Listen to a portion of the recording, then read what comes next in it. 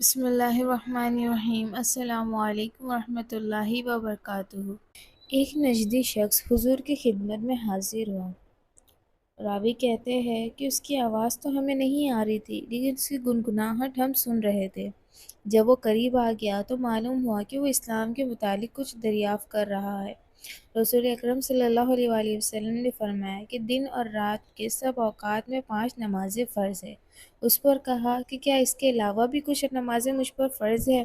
تو آپ نے فرمایا نہیں، لیکن کہ اگر تم نفلی نماز پڑھو۔ پھر اس شخص نے کہا کہ اس کے علاوہ بھی کچھ مجھ پر فرض ہے؟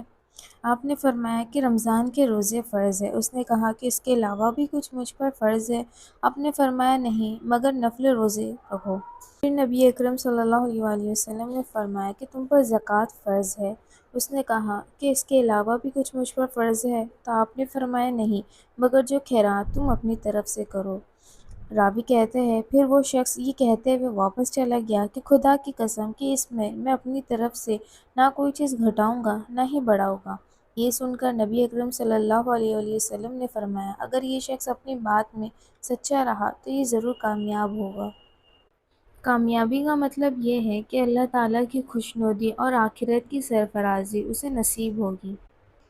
آپ نے سائل کو اسلام کے وہ بنیادی احکام بتائے جن پر اسلام کی زندگی کی پوری عمارت تعمیر ہوتی ہے، اور یہی بنیادی احکام اپنی جگہ اسلامی اخلاق کی نشو و نما کے لیے سرچشمہ حیات کی حیثیت رکھتے ہیں۔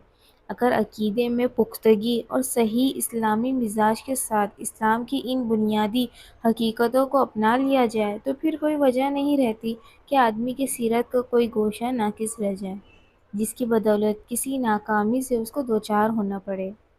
اور یہ تو سائل کی سادگی اور اخلاص کی بات ہے کہ اس نے ان احکاموں میں کسی بھی طرح کی کمی بیشی کو گوارا نہیں کیا۔